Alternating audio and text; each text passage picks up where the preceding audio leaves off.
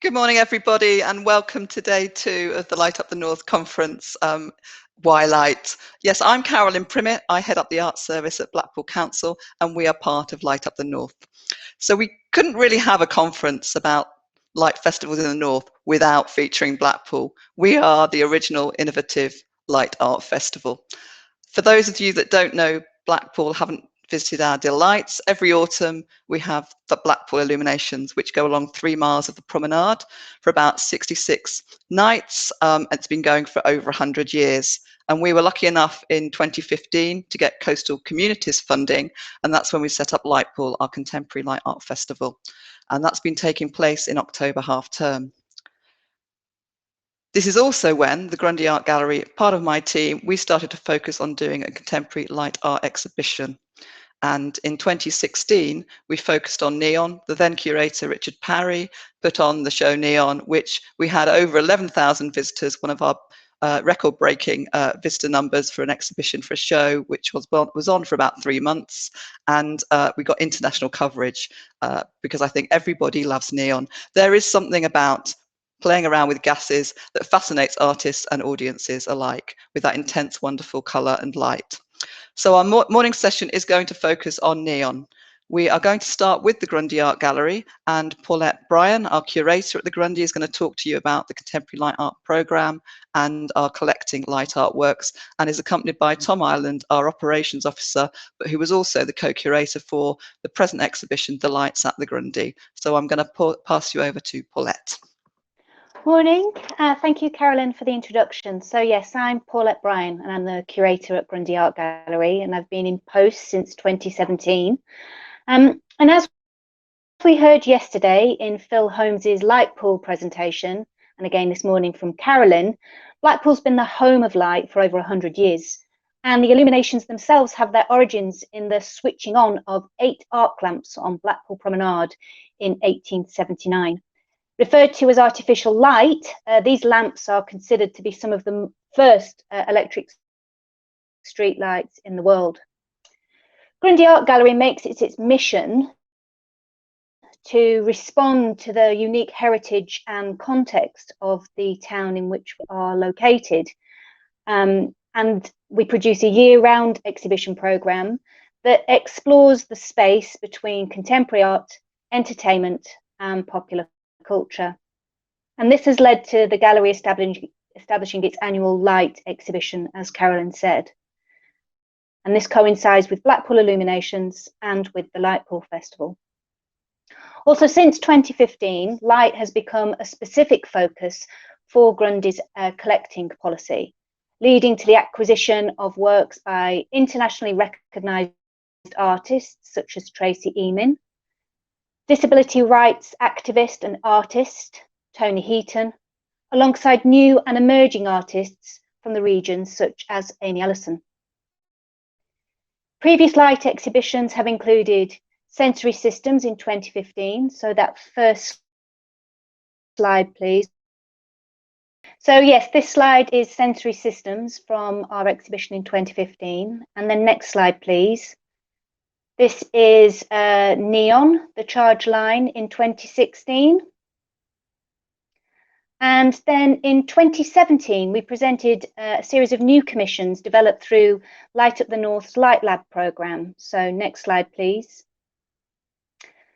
In 2018, we presented Better and More Than Ever Before, which was an exhibition of selected items from the Blackpool Illuminations archive.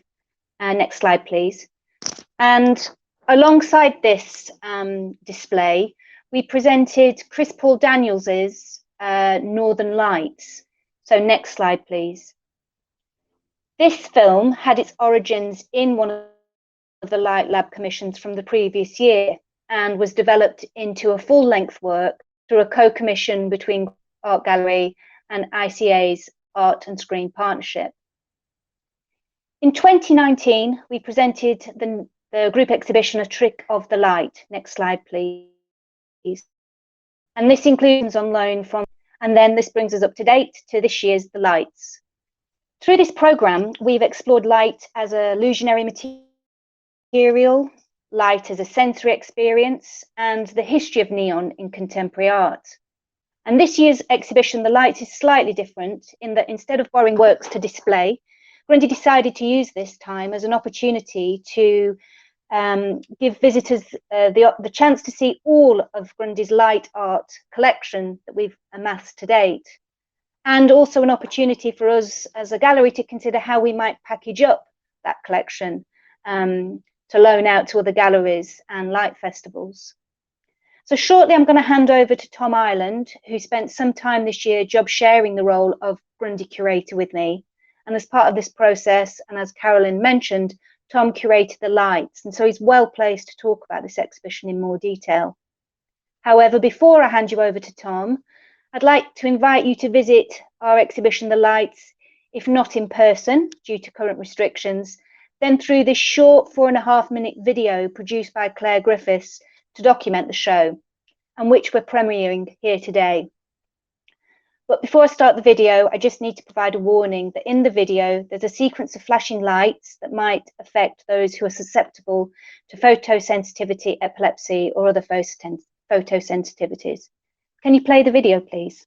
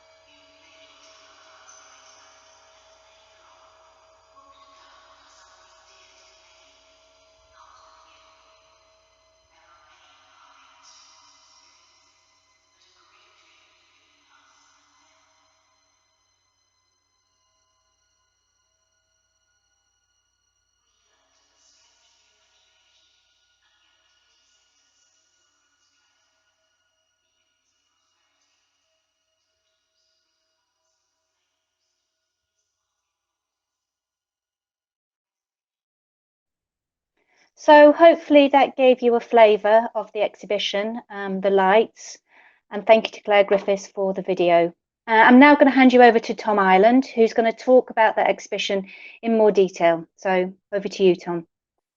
Hello, greetings from Blackpool. So yes, so I'm Tom. I'm the operations officer here at the Grundy. But for as Carolyn and Paulette had mentioned, I have spent the summer working with a curatorial kind of agenda here at the gallery. And one of the shows that I've put together during that time is The Lights, which is a exhibition that is a collection of light-based artworks from the Grundy Art Gallery collection. Most of which we've been collecting for the past, I'd say, 5 years through funding available through the Art Fund New Collecting Awards, and also through the V&A Purchasing Fund, that have enabled us to bring kind of high quality artworks by artists working in light to Blackpool. We've shown them in kind of fits and starts during that time. So this is the first, one of the silver linings, I suppose, of a pandemic is that we have a collection that we were able to look at in more detail than we maybe had been before, when you kind of spend a lot more time looking outwards. And so the result of that is this exhibition, The Lights. So if you could have the next slide. Yeah, so this is the exhibition starts in our, I suppose, at the beginning in our first gallery space, and you'll see here in this image there is there's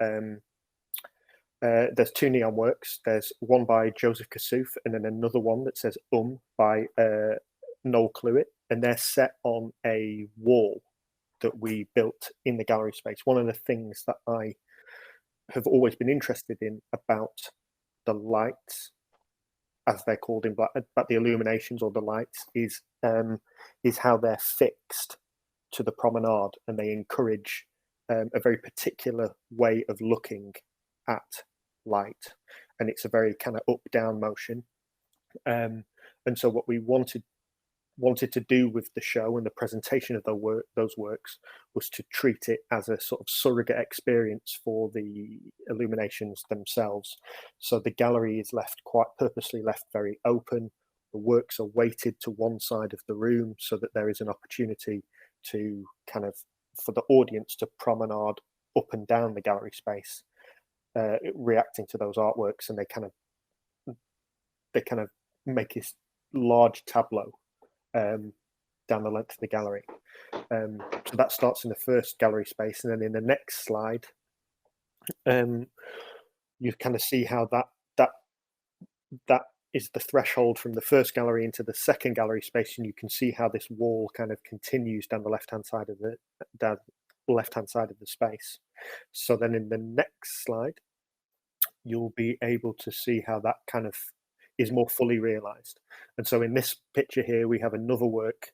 This room starts with a work by Joseph Kasoof that says no candles, no matches, no need, never were, which is the second work in the collection of his, after we'd purchased a work by him through some funding.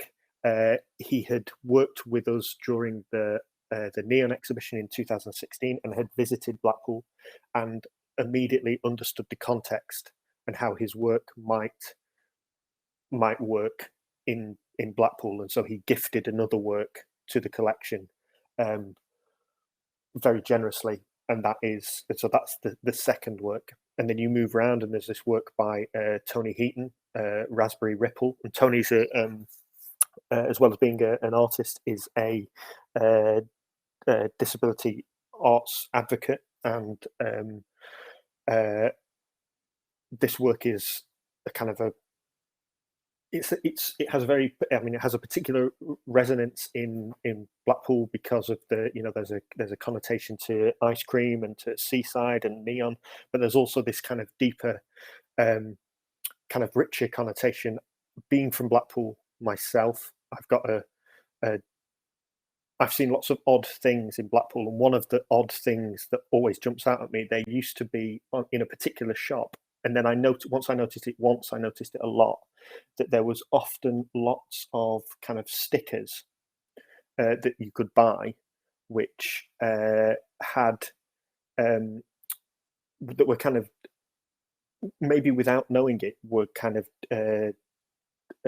disability advocacy kind of statements, and so you could buy them for your wheelchair or your motor scooter or whatever it was, and Raspberry Ripple was always a thing that kind of cropped up on those stickers as well. So there's this kind of broad range of resonance happening in that work.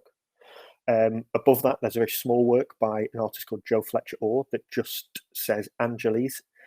Joe is a kind of a trickster, and he's kind of quite a mischievous artist. And this work is one of a number of works he'd been buying neon, or he'd been buying parts of neons off eBay as ready-mades, and so somebody was selling half of Los Angeles, I think is the story. So it just says Angeles, which is kind of absurd, but also this kind of Angeles is also angels. It's also very close to the word angles. It's a lot of kind of different meanings, and it creates different layers and different kind of different routes to understanding. You can also see a work by Tracy M in there. I know. A new acquisition of a neon donkey by the artist Andrea Butner, which is the most recent acquisition. Actually arrived only a couple of weeks before the show opened. And then on the back wall, we've got this projection by artist Mark Titchener. And so then in the next slide, as we kind of move around the space, you kind of see it again in a kind of this different view. And then in the next slide, you start to see these other works by an artist called Ian Whittlesey, who works. This is a project of a. It's based around this spiritual understanding of light, and the I don't really know what it's called. It's almost a school of called Mazdaism, and it's about kind of breathing. It's a collection of breathing exercises, which enable the individual to kind of. The teaching is that it releases a kind of light, and that people that undertake this, as well as part of like a balanced diet, and it's all kind of wrapped up in mindfulness too, that you can create a glow about yourself, and so you become the light in some way. And so this is a light box, which again kind of taps into a very contemporary mode of display of an individual doing one of those exercises. And next to that is 3 small light boxes by artist Amy Ellison, who works with Venture Arts in Manchester, who kind of draws cocktails, basically these kind of colourful, lurid coloured cocktails, and then they're placed within a light box and they illuminate, and those colours become more and more kind of vibrant, and so that's kind of how the second space sort of finishes before you move into. And if we go into the next slide, so here's a still from Chris Paul Daniels' Northern Lights, which is a film that has its very early beginnings with the LUTN project, and it started off as a selection of still photographs that Chris had taken of the Blackpool Illuminations depot, and from there it's then, that those initial still photographs and that workshopping then grew into a 15-minute film, which we were able to buy into the collection as well. So if we just move through these next slides, you'll see a selection of stills from that film.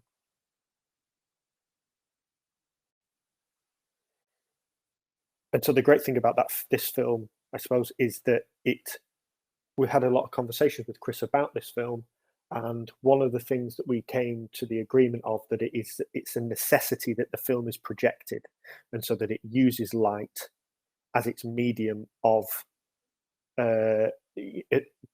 so that you're able to view it, because by throwing light, it does something different than a backlit device, which kind of is a bit more it does something different, which is less about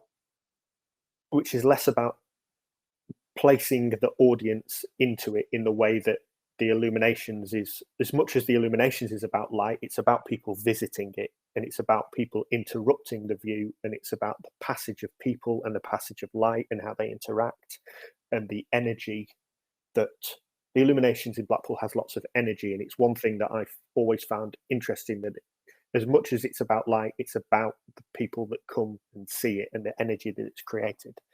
And so it's kind of essential then that the film be projected. And so then if we move through into the next slide. Okay. And then there's another, so then this is the final room in the exhibition, which features two works, one by an artist, Maeve Rendell, who's made this work that is essentially, it's a prism which is set into a frame, and so when you attempt to light the work, the prism casts light and it breaks light down, and so if you look at that work at particular angles, then you're able to you get a kind of a different reaction every time, depending on your position relative to the work. And then on the back wall is an artwork by a Japanese artist called Shigenobu Yoshida, who actually, it was the first exhibition that I ever worked on at the Grundy. I wasn't officially a member of staff yet, and I worked here in the day before going to finish my day job at night. And it's a film. So it's been in the collection since 2007 or 2008, when that was fully accessioned, and it's one of a number of films that he was making in the early 2000s that have where he straps a prism to a camera, to the lens of a camera, and then takes these kind of static shots. So this film in particular is called Path of Light, and is an hour-long static image of a stream. So the stream is moving. So it's a motion picture. It's a static motion picture of something that is moving, and it relies entirely on light being broken down into its kind of spectral constituent parts. It's very meditative work, and very kind of it's a very nice kind of work to be around. And so that is the show, really, in a nutshell. And then I think in the next slide, there's a link. There's another image of the work there, and you can kind of see how this, in that image, the reflection of the film then is also picked up in Maeve's work, and they become relative to one another within the space. And then in that final slide, that's coming up now, there is, oh no, maybe there's one more. I snuck an extra slide in, and there's a link here that you'd be able to get to through the gallery's website, in which you can watch the full version of Chris Paul Daniels' Northern Lights film, which he's made available for us to the end of the show. It's a great way to spend 15 minutes. It's a fantastic film that is, and one of its special qualities is how out of time it is. It could have been made, yesterday. It could have been made in the 70s. It could have been made in the 50s. It's very, it has a timeless quality to it, which Blackpool also has, and so it's worth a watch. It kind of sums up what we're trying to do with our light program here at the gallery, I think.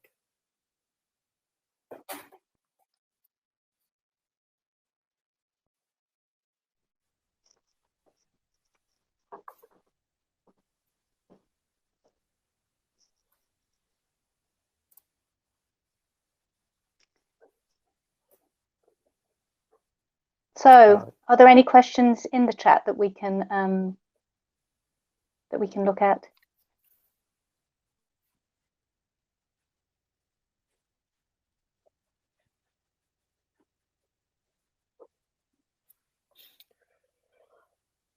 I mean, it's an interesting one. I think I might hand that one over to Tom. So the question's about the advantages of neon.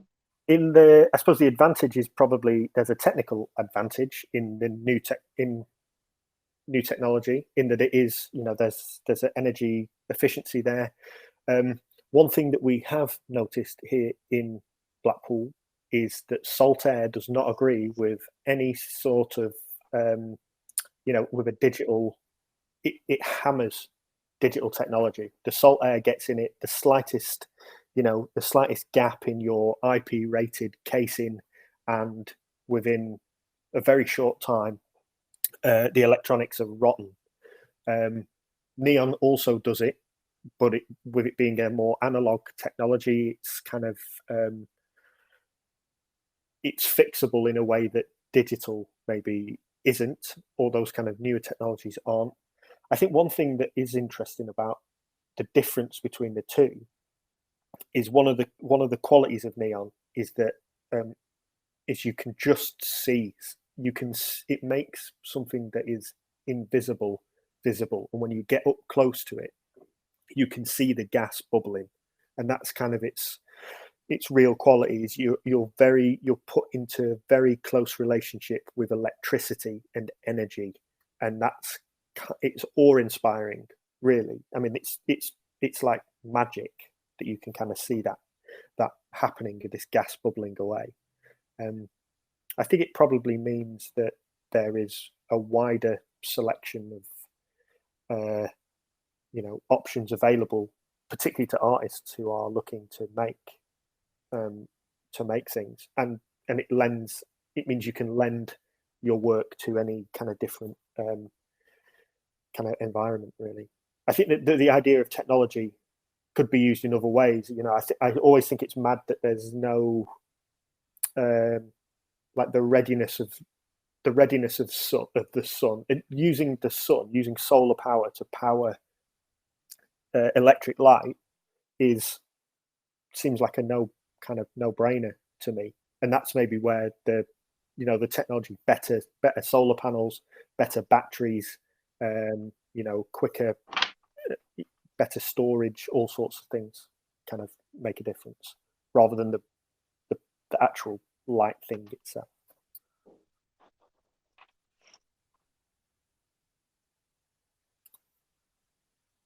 Okay, well, thank you, Tom, for answering that question. And I think, am I handing back now to Carolyn? So Carolyn Prummett.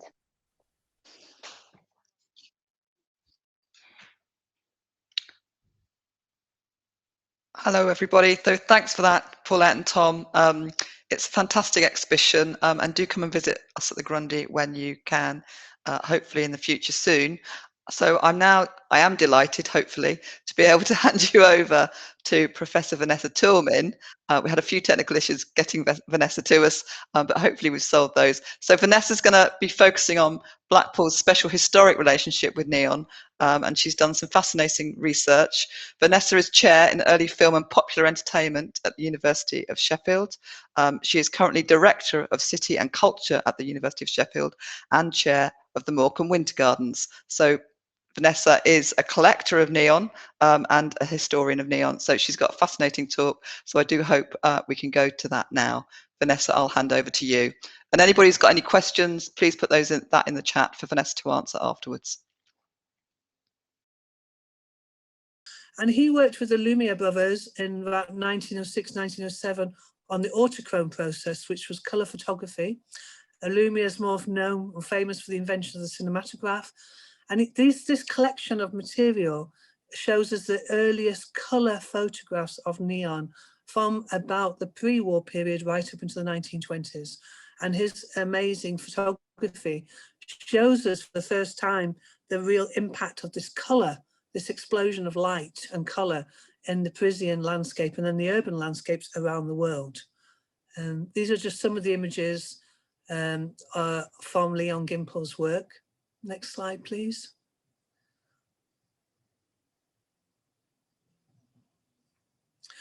So there's always been this discussion of when neon comes to England.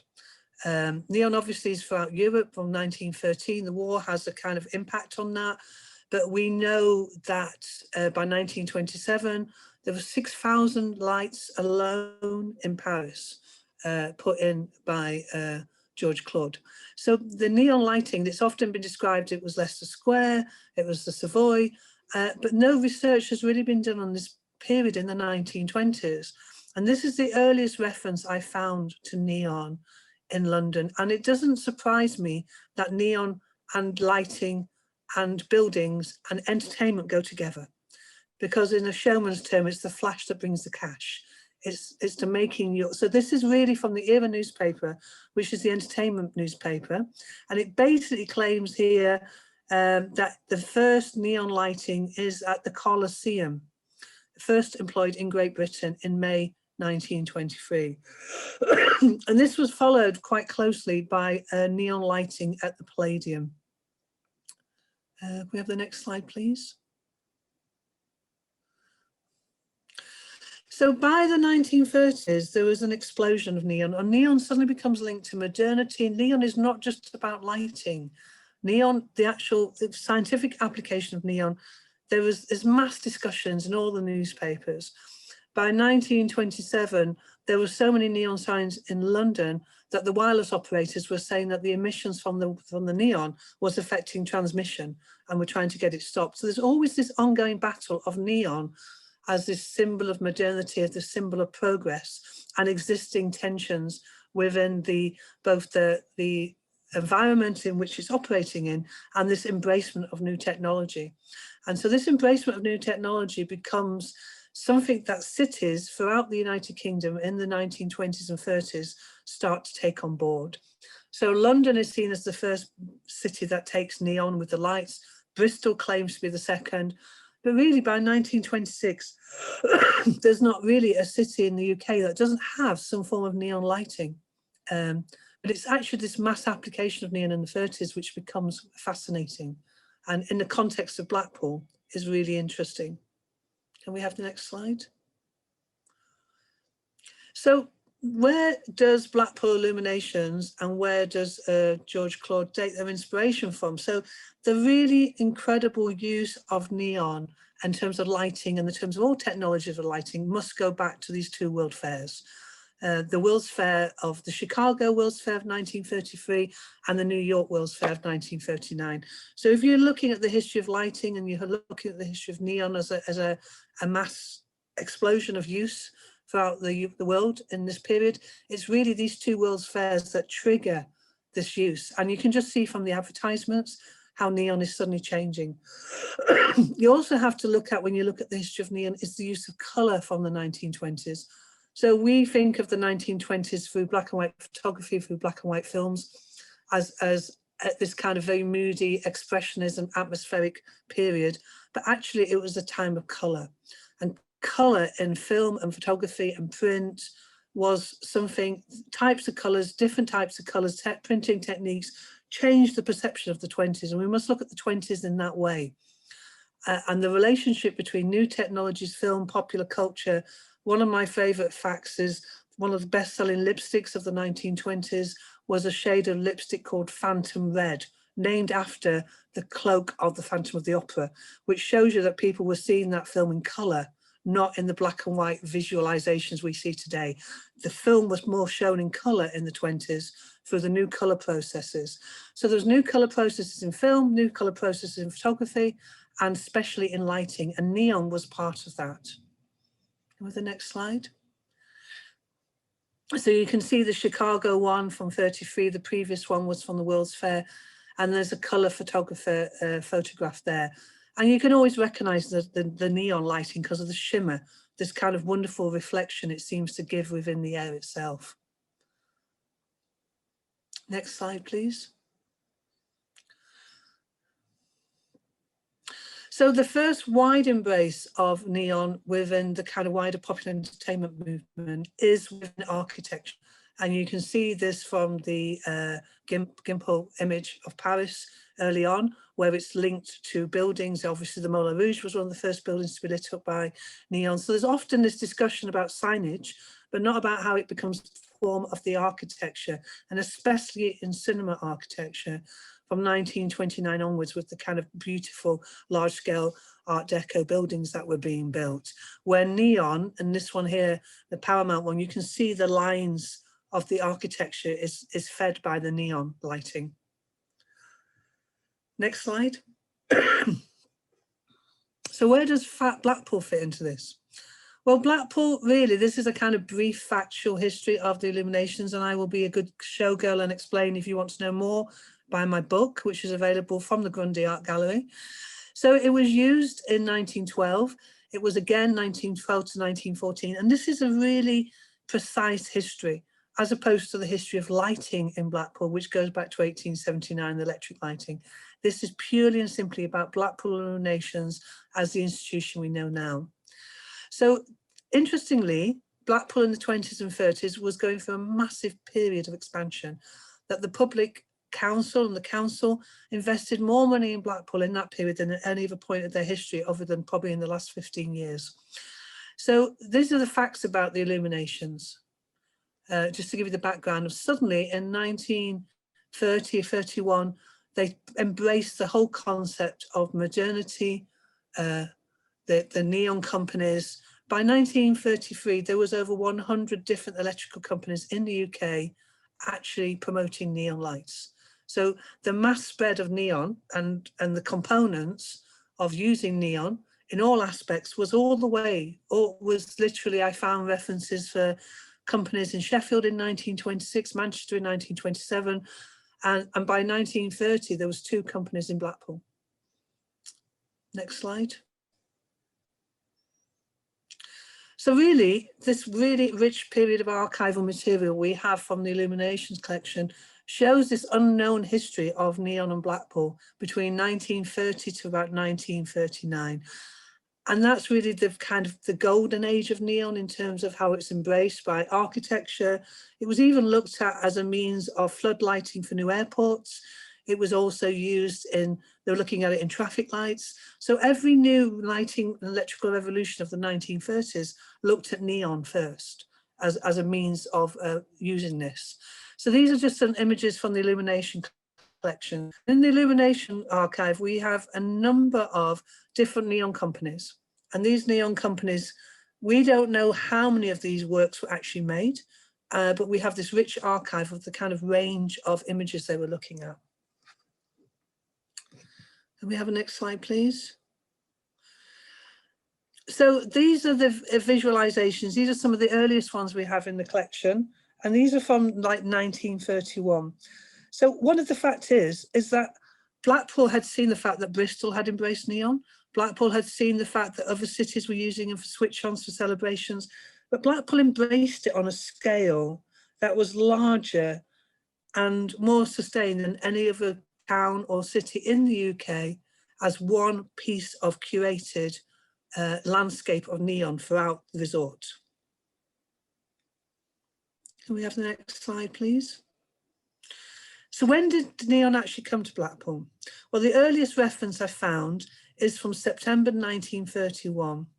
And it actually claims in the Wells Journal that the neon lighting is also to be used for the first time and from the jetty of each 3 of the piers. Searchlights will pierce the utter blackness to illuminate the foam-flecked waves of the dark seas beneath. So, and then there's another description where it says, streaks of brilliant red lights were shone from the top of Blackpool Tower last night and could be seen for miles around. And this is tests were carried out throughout the summer. They are arranged in the form of 4 bars and claim to have greater penetrating powers than any form of electric light. So we definitely know neon was used in searchlights and from the top of the tower from 1931. Have the next slide, please. And then we have, obviously, Claude Gen. Claude General Neon Limited was the culmination of a company set up between Claude and also the General Electricity. And this was set up in America in 1930. And by 1939, it was the largest electrical company supplying neon throughout the world. What's interesting about this is that they did this company at a time when both the patent for neon was running out in America. Secondly, the secret of the technique that he patented was being replicated in lots of places.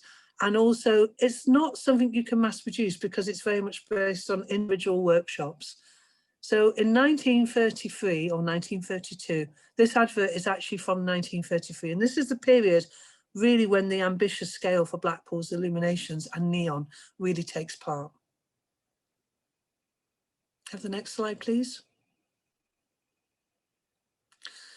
So this is where you see the design that I showed you at the start. This was a design for Euston Station. This is actually Blackpool in the 1930s had an advertising information bureau in London to kind of sell the benefits of Blackpool to the country. And this was the mock-up that Claude Jen did for the actual sign in London. We don't know if it was ever made, but it's just incredibly wonderful, showing the scale, and it has all the dimensions, has where it's going to be positioned, and it also shows the color scheme, the yellow and the blue. Next slide. So now in 1932, we suddenly see the application of the different types of neon designs throughout Blackpool. And I think one of the interesting descriptions of those that from colleagues who were talking about it, that when the neon designs first come to Blackpool in the 31, 32, they're quite abstract. They're more kind of not more abstract, and then suddenly they become transformed by popular culture. So we have a different type of neon within a very quick period between 1931 to 1933, the different types of neon that was used in terms of the design and the application of it, from the floodlights to suddenly quite interesting geometrical symbols of the previous slides, and then suddenly very figurative designs like the butterfly. But next to it is the kind of more abstract red design. Next slide. So 1933, the most ambitious design was put forward for Talbot Square. And Talbot Square in Blackpool, the town hall, was where the illuminations were traditionally switched on. Not on the promenade, it was on Talbot Square itself. And this is the design that Claude Jen put forward.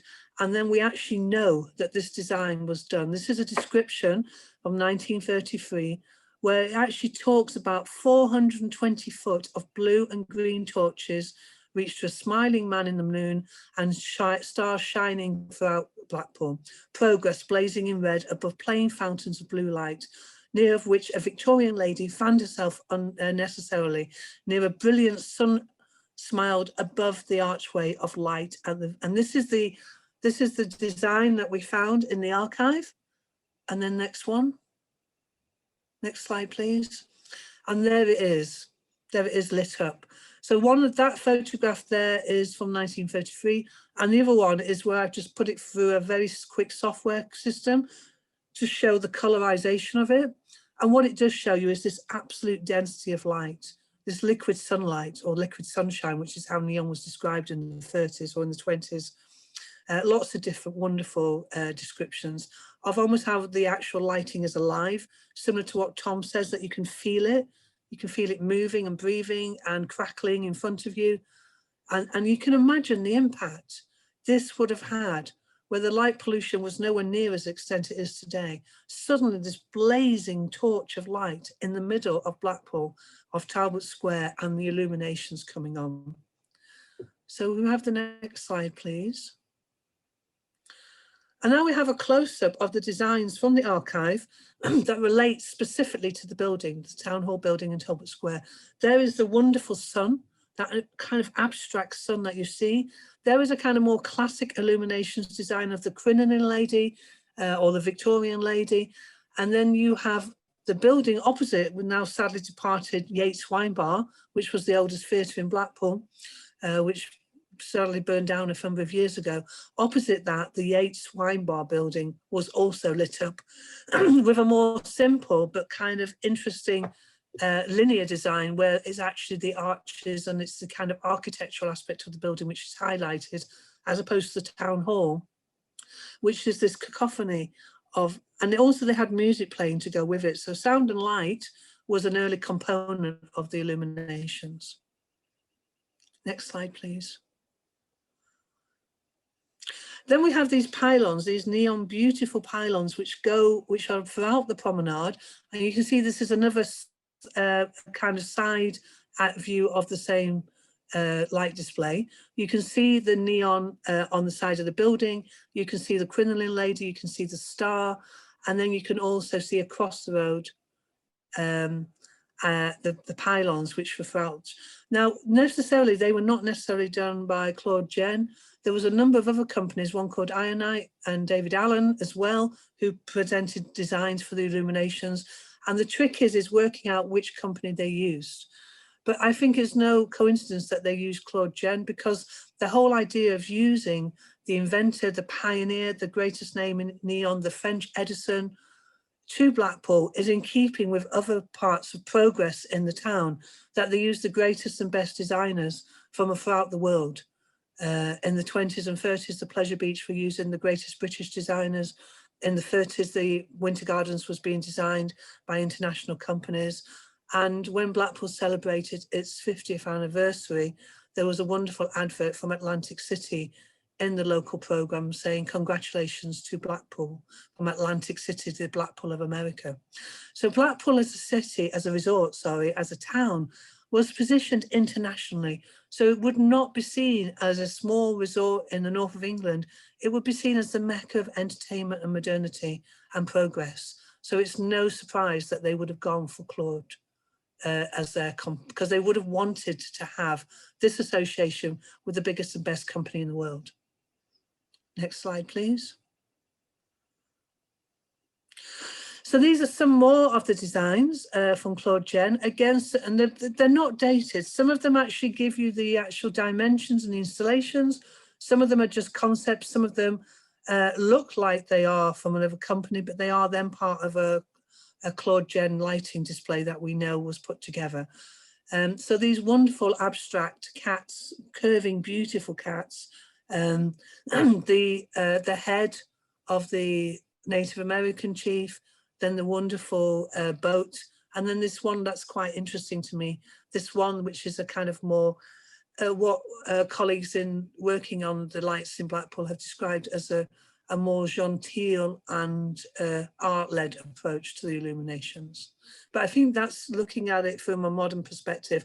At the time, this was very much part of the visualization at the time of neon. And you look, it's not that dissimilar to the original one from that Leon Gimple photographed in 1911, some of the designs I'm going to show you.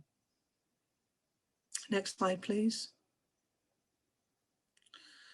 So now we have some photographs from the 30s, between 31, 32, 33. And again, it's quite difficult to trace the actual dates, but you can see the impact of the neon and the difference between the neon lighting and the more traditional lamps that are used in the resort.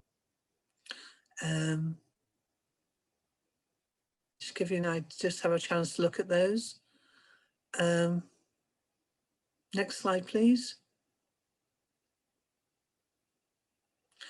And this is one of my favorite ones, which again is what we kind of, I think there's two interesting concepts here. One is the view of what we think of neon signs to look like. So it's the Juggling Star, beautiful, got the design for it, and that's from 1937, 38. But then this more floodlight, linear approach of the architecture of the building being highlighted and dressed in neon. Almost like a fine pencil has been brought to the building to highlight the architectural features through neon. So those are two different approaches to neon in the 30s. The sign, the glorious, gaudy, technically wonderful moving lighting sign on the promenade or part of a display or on a building, or the linear architectural approach. And both go hand in hand, and Blackpool use those, both concurrently and at certain points in their history. Next slide, please. So neon and Blackpool today, this is literally, I've only mentioned the illuminations. There are other parts of Blackpool who embrace neon right from the very start, and one of those is the Pleasure Beach. And you cannot really go away from the history of Blackpool neon without looking how they've embraced it at the Pleasure Beach. And one of the most famous examples in the landscape on a daily basis is the casino building. One of the most beautiful Grade 2 star listed buildings in Blackpool, and dressed still with the neon as it was in the 1930s. And then also Emberton, Tom Purvis, Percy Metcalfe also put neon throughout. So I would say the biggest concentration of any form of neon lighting or neon architecture is actually Blackpool Pleasure Beach today. A wonderful collection of living, breathing neon, which is still used today as it was in the 30s, to highlight, to promote, and to accentuate the beauty of the park and to attract visitors. Next slide, please. So those are just the ones from the Pleasure Beach. And these are a wonderful project I did with a fantastic local photographer called Dawn Manders, who I basically commissioned to basically go and photograph all the different types of neon signs in Blackpool, of which there are many. And most of them may have been there for 20, 30 years. There's no way of dating them in many ways. Sometimes it's just a kind of guess. And it's always, obviously, commercial restaurants, eateries, fish and chip shops, and also any of the kind of Golden Mile style attractions that one imagines. Is very much on the promenade, and within amusement rides, fairgrounds, and popular culture. Next slide, please. So I just want to finish, because one of the things that's really interesting is this is one of my favorite quotes about neon, and it's from Raymond Chandler. And he says, "I smelled Los Angeles before I got to it. It smells stale and old like a living room." And just count, but the coloured lights fooled you. The lights were wonderful. There ought to be a monument to the man who invented neon lights. 15 stories high, solid marble. There's a boy who really made something out of nothing. Blackpool's love affair of neon never returned in a way, Illuminations. George Claude was arrested as a Nazi Vichy collaborator and stripped of his honours and jailed. Due to the support of the scientific community, he was released in 1950 and died unheralded in 1960. So in many ways, his problematic past obscures him from history today, because why would you put a 15 stories neon sign to the man who perfected and kind of mass produced one of the most important innovations of the 20th century, when he has this incredibly problematic past in terms of, especially in France, which really for me is still many ways the center of like neon as art and the techniques of the way they train neon artists and neon craftsmen in Paris. So it's a problematic relationship with George Claude because of his background. But in some ways, I still think in a way the quote from Raymond Chandler is really interesting, that you look at this, that it kind of gives you an idea of Blackpool in the 30s. The coloured lights filled you. The lights were wonderful. It's this massive blasting of light into your retina as you see neon around you on such a scale. Can we have the next slide? So really what I was just wanting to show to you is to kind of shine a light on one part of Blackpool's history which kind of links into, and I was commissioned to do this original research as part of the Charge Line exhibition in 2016, which was one of the most amazing exhibitions I've ever seen. For a neon junkie like myself, it was just a dream come true to see all those works put together, but just kind of put it in the context of why Blackpool has this relationship with neon, and why Blackpool embraced it in such a scale and still does today in different ways, through architecture, through the work of the Grundy and the collections, but also just through the simple aspect of having neon light signs throughout the resort. I hope that gives you an understanding to some of this. I have published a larger article through the collections and the Grundy and Caroline Hall collections manager, which will be available, and I look forward to hearing any questions. Hi everybody. So thanks for that fascinating presentation, Vanessa, and those beautiful, beautiful images from the 1930s. Just want to let everybody know that we are publishing Vanessa's neon essay on our Heritage Blackpool website. So if you go to heritageblackpool.org, that will be up on the website from tomorrow. So you might be wanting to do that to kind of study that more carefully, because there's so much fantastic information in there. So Vanessa, there might be a few questions for you in the chat. Because we've had to bring Vanessa in through Zoom, Vanessa, you'll have to access those through the Zoom chat. So just got time for Vanessa to answer a couple of questions if we've got some. Oh, okay. Sorry, I thought Vanessa was going to answer some questions. This is where new technology is not quite connected, because she's on Zoom and I'm not. So if anybody has got any questions for Vanessa, she can reply in the Zoom chat box to you directly. So for our last presentation this morning on the theme of neon, I'm going to transport you from 1930s Blackpool to 21st century Salford. I've got the lovely Gemma Saunders here, the program manager at Keys Culture. She's going to be talking to you about a fantastic young neon artist called Jonathan Lang that they've been working with. So she's going to introduce you to his work. And there's also Box in the Docks is a piece that he's been working on, a commission for them that you can see from now until the end of January. Of course, only if you're allowed to travel in the COVID regulations, of course. But I'll pass you over to Gemma, who's going to talk to you about Jonathan's work. Thanks, Carolyn. So hopefully there's a presentation ready to show. Great. So Jonathan Lang applied for the SHINE programme, which is an emerging artist programme that we run through the Light Up the North network in 2019. And although the team didn't feel he was quite ready to commission a full piece, we gave him a special bursary in order to buy more equipment that he needed to develop his practice. He'd actually taught himself how to make the neon tubes in his own bedroom and was working using second-hand kitchen equipment bought off eBay. Following the bursary, we were looking to commission Jonathan for a larger scale piece of work for our Light Waves Festival for 2020. But obviously around March and April this time, it became clear that Light Waves wouldn't happen in its usual guise, which is in Salford Quays, where we install many artworks and invite thousands of people down to see them. That can't happen this year due to the pandemic. So luckily we were given the opportunity to present Jonathan's work at the Box on the Dock scheme at Media City in Salford Quays. Individual greenhouses and sheds have been positioned around the bars and restaurants in order to give people separate dining pods in which to eat and drink when the tier system allows such things to happen. They were originally launched in July 2020, and we had 3 weeks from applying for the project to launching.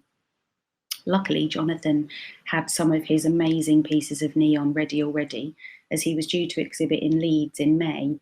Unfortunately, that exhibition got cancelled, but we were able to present his work in the boxes over the summer. We loved the idea that Jonathan's neon would reflect the nostalgic advertising lights of the past. And the scheme was so successful during the summer, it's relaunched with a new array of local artists for the winter. And Jonathan was given the opportunity to develop some more pieces for a new greenhouse.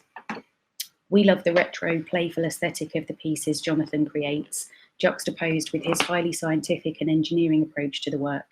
In July, he designed and printed on his 3D printer on-site specific fittings that worked with the rivets and struts of the greenhouse itself.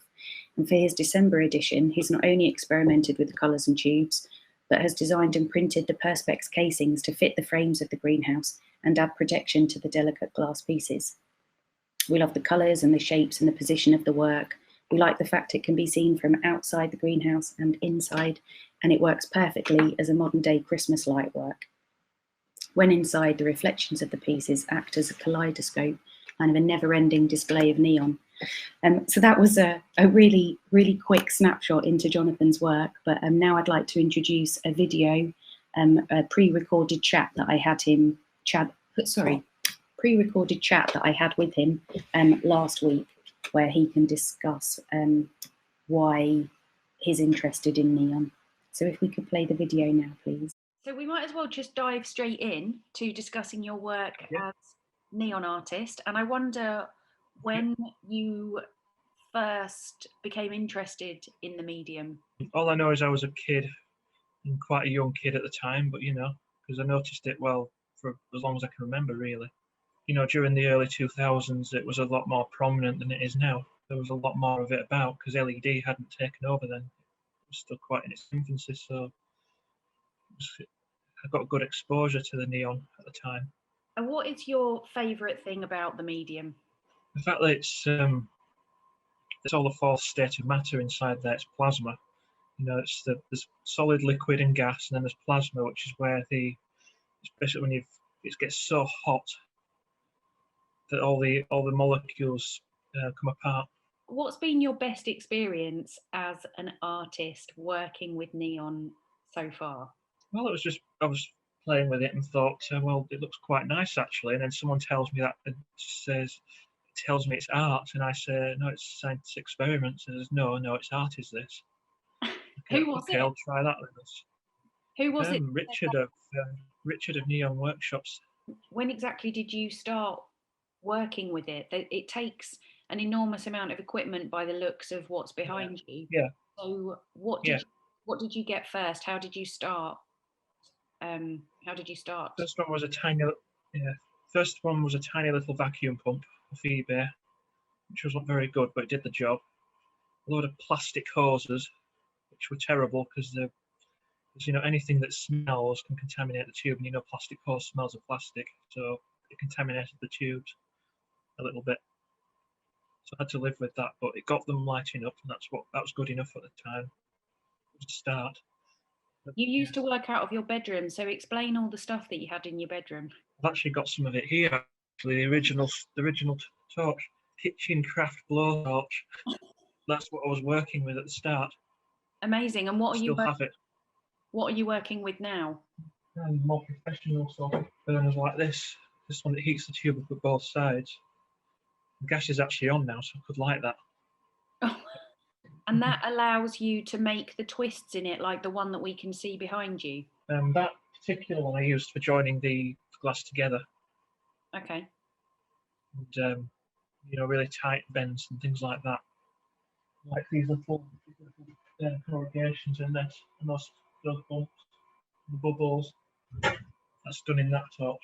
I've got some 3D printed sleeves to go over some tubing. It lets the light through, you see. So I think this will look really interesting once it's got a neon tube inside. I don't think anyone has done this before. What did the shine support mean to you as an artist starting out? It basically it was what I needed to get started. I was kind of stuck at a plateau really, with such minimal equipment that wasn't really good enough for making things to sell or anything like that, because I couldn't guarantee it would last, because the quality, it wasn't clean enough. And the tiniest impurities in a tube will stop it working. I managed to buy the equipment using that money. And so you got the big vacuum and the oven. Yeah. And perhaps could you explain the process of how you start making a neon? It's a straight piece of glass, generally with a coating already inside it. And explain to me about the coating. So inside the glass is there's a powder inside it. You see? And that reacts to the UV light, the ultraviolet light that comes off of the gases inside it. So if I hold this light to it, this ultraviolet light, you can see that the powder's glowing green. Yeah. Inside there if you can. And that's how it works, you see. So you can have it's argon and mercury inside, and it's always the same colour. It's always blue with a bit of UV ultraviolet, and that goes onto the powder coating, and that creates whatever colour you want, depending on what colour that powder lights up. It could be pink, green, yellow, red, you know, even red, just like neon. So you can have red without neon if you want, but it's not as good. It's not as bright. Oh, and it's the brightness that is the key to the overall aesthetic, isn't it? Yeah. There's pure neon gas, which is clear tubing that's red. That's the only tube that is actually neon. The rest of it is technically called cathode, but but neon was the first. Because originally neon was all it was just red. And so once you've got the tube with the coating of your preferred colour, then what do? Get You just join it together with this top line. Yeah. To make it into, you know, solid length, and you can go in the, you can see it from here, but there's a ribbon burner there, which tries to heat a long length of tubing so it goes sloppy like a piece of spaghetti. You can bend that into shapes. So you get all the moisture out of the tube using that oven? Only if it's one electrode, but usually I'll use the power transformer there, which basically runs the tube normally, but ridiculously over far too much power. Like maybe 100 or even 200 watts going through one tube. And it gets really, really hot, and all the moisture and dirt all burns off inside. You can suck it all out with the vacuum pump at the end. And then what do? You hold it under a high vacuum like that, so you're basically with nothing in it at all, no air, no nothing, until it cools down. And you're letting a tiny little bit of neon or argon gas, depending what you want, colours. To give you an idea of how much it is, it's about 1/100th of the atmosphere pressure. Can you talk to me quickly about the exhibitions that you've done? First one was Neon Workshops in Wakefield. That was the person who recognised my work as art rather than science. And offered me a space on his walls in his shop, which was nice. Got saw by a few people. And then there was a second one. That was Leeds Light Night. And that was in like a derelict building in the middle of Leeds. It was about 6,000 people saw that. I did deliberately place it in the most prominent place I could to try and make it draw attention. Incredible. It had loads of buttons as well that people could push buttons to make them come on. Really? It had the interactivity. Yeah, and that was really popular. That so people could make them turn on and off. And is there a way that you could do that in these in COVID world where we can't touch things that others people have touched? There's a way I'm trying to think of. That would probably be like it's a bit beyond my skill level, but it would involve making a phone app. Do it that way, so people turn it on and off with their own phones. Then they don't have to touch anything. Yeah. Except their own stuff. Yeah, that's a good idea. But then again, the question is how do I make it manage who gets control and so on, and who can take turns. Thank you so much for talking to me about all your work, and we look forward to seeing more of it in public soon. Yeah, it's nice to talk. It's nice to talk to you as well. Thank you.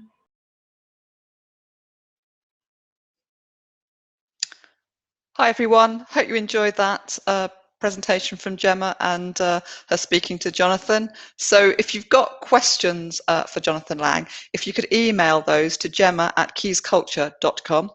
You can also, if you want to follow up and see more of what Jonathan's up to, you can go to his website, which is exquisite-lamps.co.uk. So that's the end of our journey through Neon this morning. I hope you've really enjoyed it. Thanks for bearing with us. Actually, we are all sat across the north, but hey, we got there in the end with the technology. So yeah, I hope you enjoyed seeing the different presentations. So I just wanted to say a big thank you to my colleagues, Paulette and Tom, as always, at the Grundy, Professor Vanessa Tillman, and Gemma Saunders and Jonathan as well. So enjoy the rest of the conference. Don't forget to use that hashtag #WhyLight, and hopefully we'll see you on the other sessions today. Take care, everybody.